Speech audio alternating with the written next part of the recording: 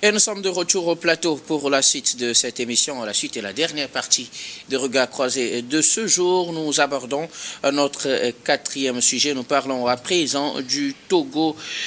La crise sociopolitique a brisé l'élan du développement, mais le dialogue social pave la voie à la relance. C'est une déclaration du ministre Gilbert Bahara, ministre en charge justement du dialogue social, qui dans une interview accordée à Top revenait sur la marche du Togo depuis les indépendances, une sorte de réponse dans cette préparation ou à ces jours qui précèdent la célébration du 65e anniversaire d'indépendance de notre pays.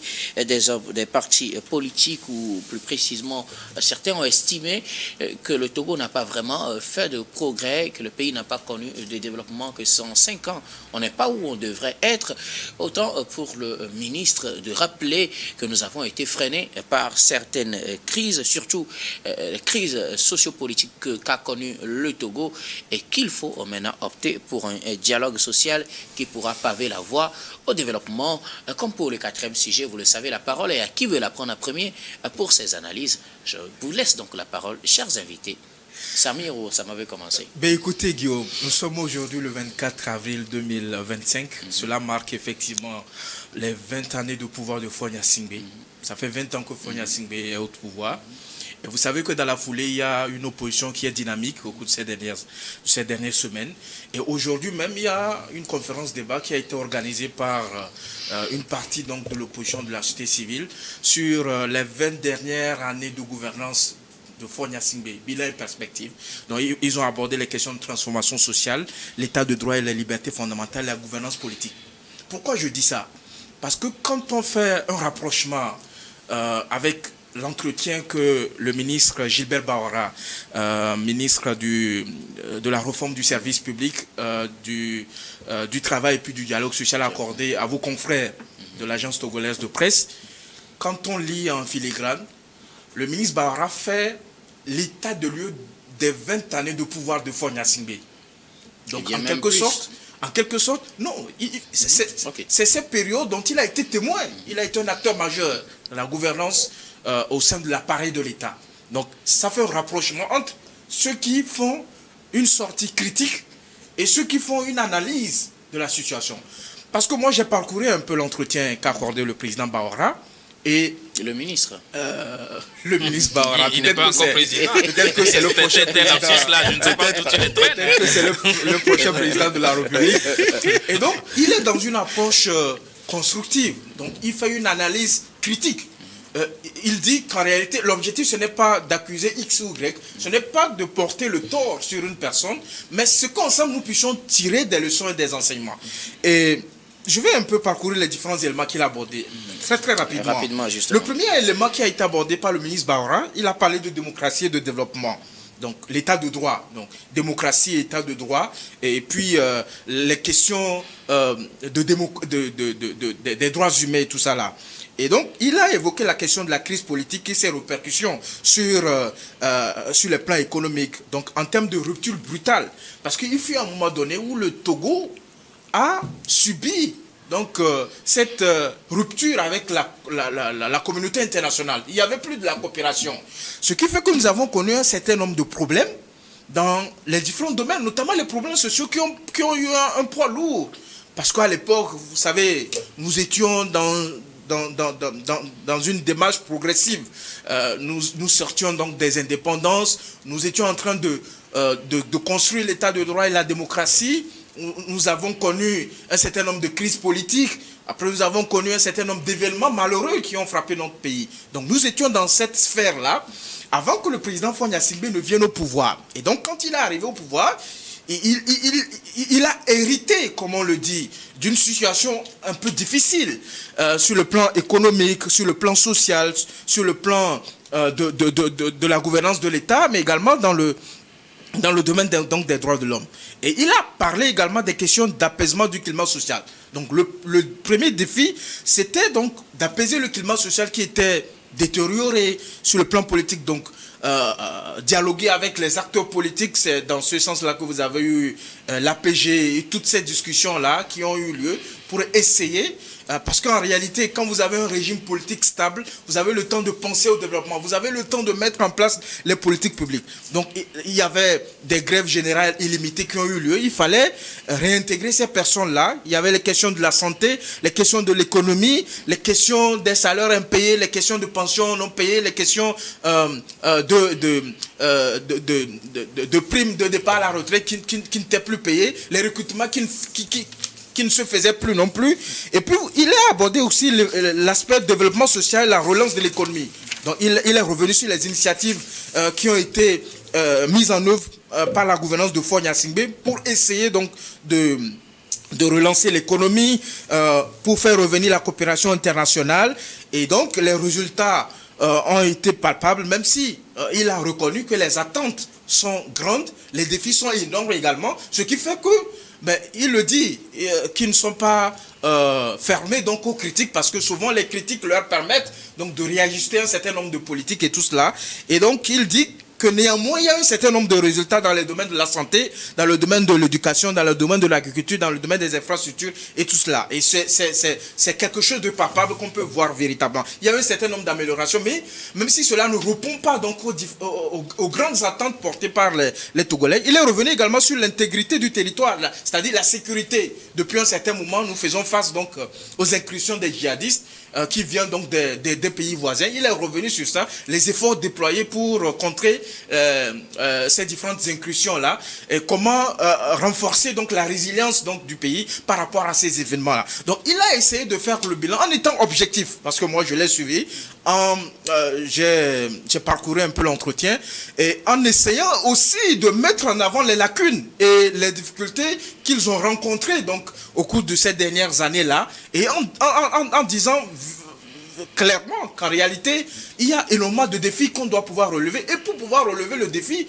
c'est pour ça qu'il a dit qu'en réalité, pour pouvoir relever le défi, il faut une stabilisation, il faut une stabilité politique. Et donc, quand vous passez votre temps, quand vous passez votre temps à régler les querelles politiques, à régler les crises politiques, à quel moment vous allez penser au développement véritablement?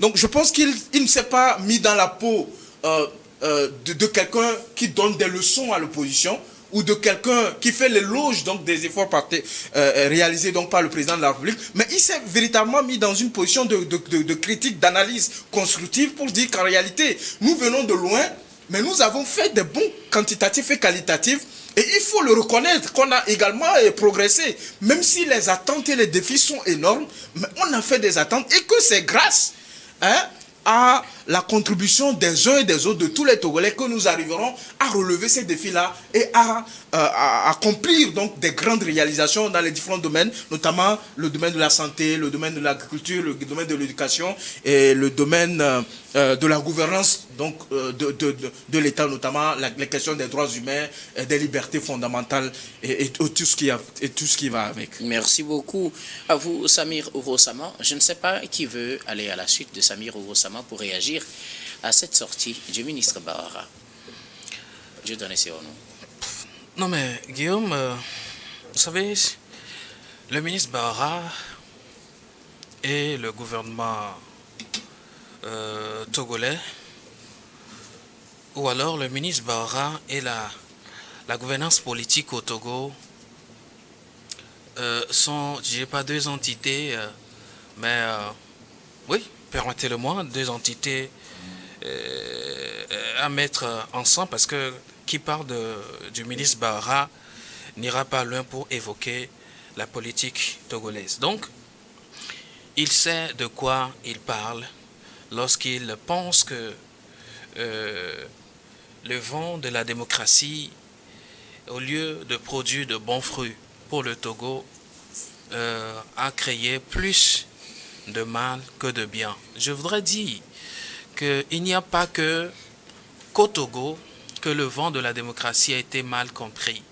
La plupart des pays africains ont souffert avec l'arrivée de la démocratie, mais ont su quand même se relever. Je m'en arrête là pour revenir sur sa déclaration qui m'intéresse ici. Il dit « La crise sociopolitique a brisé l'élan du développement, mais le dialogue social pave la voie à la relance. » Vous comprenez cela?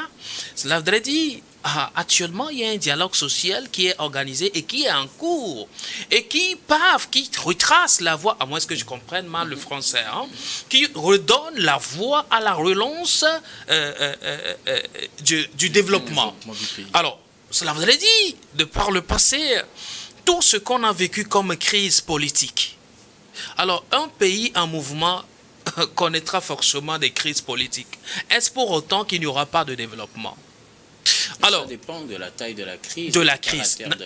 Naturellement. Alors, et de la fréquence de la crise. C'est aussi ça. Mais je comprends que le ministre Bahara est parti depuis les années 90 pour faire l'état des lieux et situer aujourd'hui une sorte de responsabilité, même s'il ne fait pas porter des casquettes à qui que ce soit. Il a bien dit dans son intervention. Alors, en tant que politique, il fait son analyse sous un angle politique et pour faire le lien avec le développement. Mais ce qui nous concerne, nous, ce n'est pas le développement politique qui nous intéresse, mais c'est plutôt le développement en soi qui intéresse les populations lambda, dont moi. Les populations du Togo veulent voir le pays sur une échelle un peu plus importante que de ce qu'il était il y a de cela 65 ans. Car toutes ces interventions-là s'inscrivent plutôt dans le contexte des indépendances du Togo il y a de cela 65 ans. Quels sont les acquis concrètement? Alors, si les acquis se résument du fait que les crises politiques entraînent ou entravent ou posent une entrave plutôt au développement, là, il y a un sérieux problème et le ministre Bahara trouve que la solution se retrouve aujourd'hui dans les dialogues politiques. Je voudrais poser la question, quelle sorte de dialogue politique avons-nous aujourd'hui? Et quelles sont les finalités de ces dialogues politiques-là aujourd'hui sur l'échiquier du développement du pays? Alors, qu'est-ce qu'on fait pour éviter, vous le disiez tantôt, que tout dépend de la fréquence et la taille de ces crises politiques-là? Quelles sont les mesures prises aujourd'hui pour éviter ces crises politiques-là, pour que cela ne devienne pas récurrente et freine à perpétuité le développement du pays? Alors, en soi, est-ce qu'il faut imputer tout cela aux crises politiques? Quel plan de gouvernance avons-nous exécuté jusqu'ici? Quelle est la responsabilité de chacun, tant citoyen qu'aussi politique?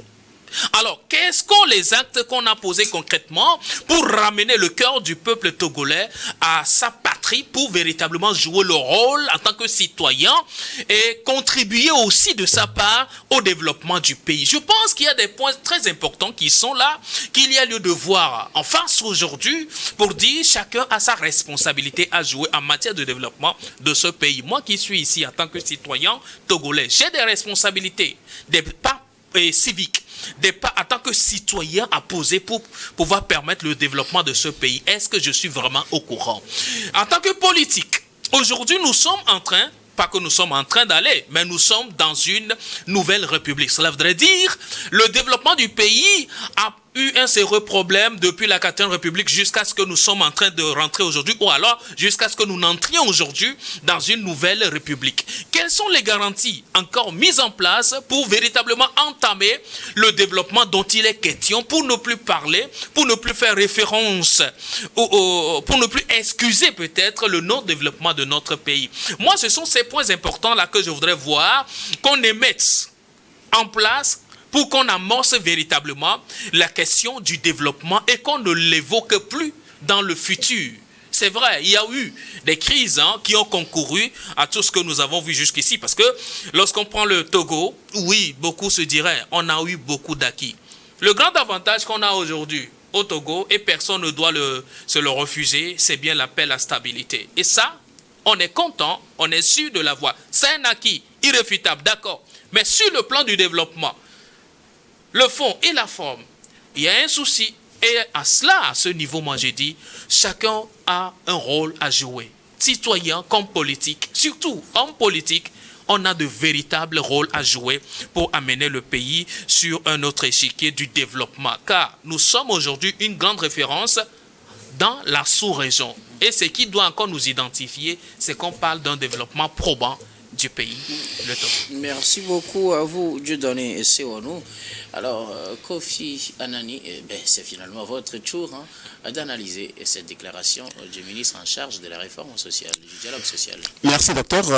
Je pense qu'il est une bonne chose pour le ministre d'appeler à la conscience des Togolais, d'essayer de nous faire comprendre que nous avons tous eu à un moment donné une part de responsabilité dans ce qu'il nous arrive aujourd'hui, bien ce qui nous est arrivé en tant que nation. C'est vrai que les crises récurrentes qu'a connues notre pays depuis quelques décennies aujourd'hui ont eu des conséquences non négligeables sur le développement que nous aurions dû connaître en tant que nation. Nous avions eu l'instabilité institutionnelle, nous avions eu une méfiance de la part des investisseurs avec les sanctions économiques qu'on a connues. Nous avions eu une détérioration des services publics entraînée par ces sanctions-là. Et aujourd'hui, si on fait une analyse un peu juste de la gouvernance qu'on a eue depuis 2 décennies, c'est-à-dire depuis l'avènement du patron du ministre Bawara au pouvoir, on peut dire qu'on a eu des avancées. Si ce ne sont pas des avancées de la manière dont on les aurait voulu, il y a quand même eu des avancées. Mais si aujourd'hui le ministre Bawara cite le dialogue social comme étant la seule manière pour nous d'avancer, je dis non. Je dis non parce que quand il parle de dialogue social... Pas forcément la seule, mais le moyen qui permet d'avancer. Le moyen qui permet d'avancer. Mais je me pose une question. Lorsque le ministre Bawara parle de dialogue social, il parle de quoi exactement? Est-ce que nous avons un dialogue social aujourd'hui dans notre pays en cours? Je ne sais pas. Selon vous, à vous de nous le dire. Est-ce qu'il fait référence à l'implantation du cadre permanent de concertation? Je ne le sais pas. Mais ça fait partie des éléments du dialogue social. Bon, je suppose, faites votre analyse, tout simplement. Moi, je pense que pour avoir une véritable relance, il faut avoir des réformes politiques inclusives, réellement inclusives. Il faut qu'à un moment donné, nous ayons une gouvernance totalement transparente et une justice équitable. Équitable au premier sens du terme. Il faudrait qu'à un moment donné, les uns et les autres se décident que nous voulons construire un pays avec des institutions fortes, un pays dans lequel les lois que nous nous sommes fixées sont respectées, un pays dans lequel on ne va pas changer les règles du jeu en plein match. Ce sont seulement ces moyens-là qui nous permettront d'avancer. Parce que si, à chaque fois, on appelle l'autre à temporiser, on appelle l'autre à comprendre, et qu'on ne fait pas des efforts nous-mêmes pour montrer à l'autre qu'on a vraiment la volonté d'avancer, ça ne va pas nous aider. Pour vous, il n'y a pas réellement de volonté. Je ne dirais pas ça. J'appelle juste les uns et les autres à plus de responsabilité et à plus d'amour pour ce pays. Merci. Merci beaucoup. Samir, vous voulez réagir? Je voulais apporter 2 éléments, si vous le permettez. Le premier élément, c'est que quand vous prenez aujourd'hui la manière de gouverner donc notre pays, vous vous rendrez compte qu'en réalité, la promotion du dialogue social est un principe cardinal, que ce soit avec les acteurs politiques, avec la mise en place du cadre permanent de concertation, mais également avec des rencontres régulières, qu'ils soient informelles ou non, avec un certain nombre d'acteurs qui ont un certain nombre de préoccupations. Le deuxième aspect, c'est que dans le cadre de la mise en œuvre des politiques publiques, notamment dans le domaine économique, il y a le gouvernement qui rencontre régulièrement le secteur privé. Il y a un cadre qui est créé pour cela, afin de rencontrer le secteur privé et pouvoir discuter d'un certain nombre de préoccupations, de difficultés qu'ils rencontrent véritablement. Le troisième élément, c'est que dans le cadre de la promotion de l'efficacité, non seulement dans l'administration publique, mais également dans le secteur privé, il y a le dialogue social. Et nous avons aujourd'hui une direction de dialogue social qui coordonne toutes les actions, où les acteurs du monde syndical, les acteurs du monde du travail, c'est-à-dire le patronat, et puis tous les acteurs concernés par la vie sociale se retrouvent régulièrement pour échanger. Même le ministre Bawara reçoit régulièrement ces acteurs-là, que ce soit des rencontres formelles ou informelles, afin de recueillir leurs préoccupations et de leur assurer de la volonté du gouvernement à apporter de façon progressive un certain nombre de solutions.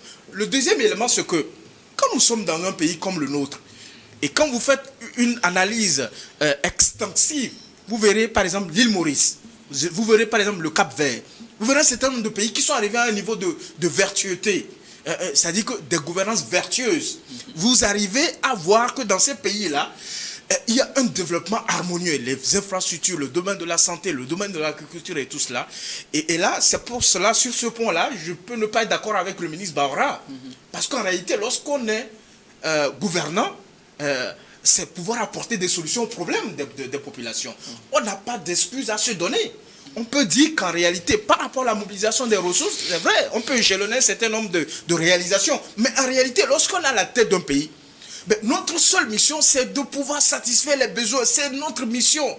Et ailleurs, dans des démocraties beaucoup plus évoluées, on vous dira, si vous ne pouvez pas dégager le plancher et laisser la place à une autre personne de venir voir, on va voir. Parce qu'en réalité, c'est ça, la gouverner. C'est de pouvoir supporter toutes ces attentes-là, même si elles sont grandes, même si elles sont énormes, mais de pouvoir apporter des solutions. On attend des gouvernants qu'ils apportent des solutions aux problèmes. On n'attend pas des gouvernants qu'ils justifient la situation dans laquelle nous nous trouvons. Donc, je pense qu'au-delà de tout, l'idéal aurait voulu que nous puissions ensemble faire le diagnostic au lieu de lancer l'opprobre ou d'accuser qui que ce soit, de nous questionner, nous tous. Est-ce que la situation dans laquelle nous sommes aujourd'hui, est-ce que chacun en ce qui le concerne, sans oublier que les gouvernants ont une responsabilité réelle, est-ce qu'en chacun de ce qui nous concerne dans les différents secteurs d'activité, est-ce que nous n'avons pas des reproches à nous faire? Est-ce que nous n'avons pas manqué à nos responsabilités? C'est ce que vous avez dit que le ministre a fait, Samir, dans votre première intervention. N'est-ce pas? Merci beaucoup à vous tous pour vos contributions. Nous arrivons pratiquement à la fin de ce numéro de Regard Croisé, mais avant de nous séparer, nous allons faire notre habituel dernier tour de table. Ce sera pour vos mots de fin sur un sujet de votre choix. Je commence par vous, Kofi. Merci, docteur. Nous sommes à quelques heures de la célébration du 65e anniversaire de notre indépendance.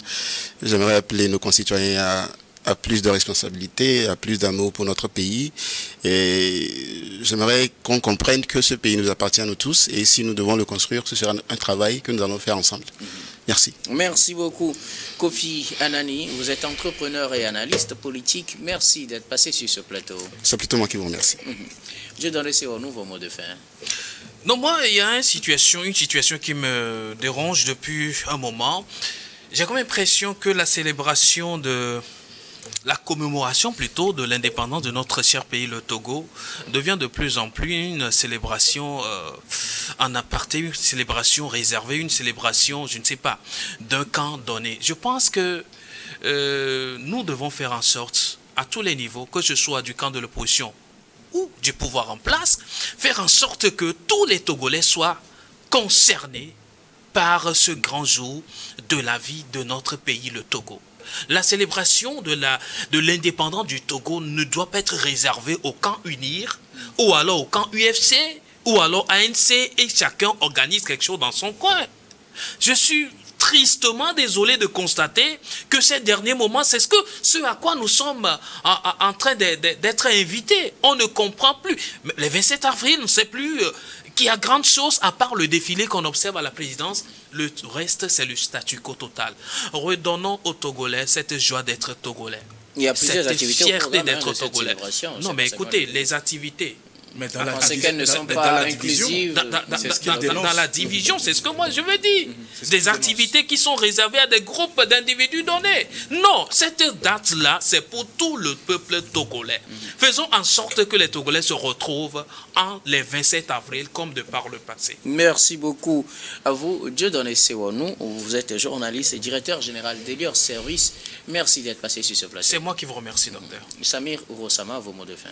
Écoutez, Guillaume, je pense qu'au-delà des difficultés que nous pouvons rencontrer, au-delà des situations qui nous divisent, au-delà des positions que nous avons par rapport à la manière dont est conduite donc notre pays, je pense que tous les Togolais, nous devons être fiers du chemin que nous avons parcouru, des avancées sociales majeures que nous avons obtenues dans les secteurs de vie nationale.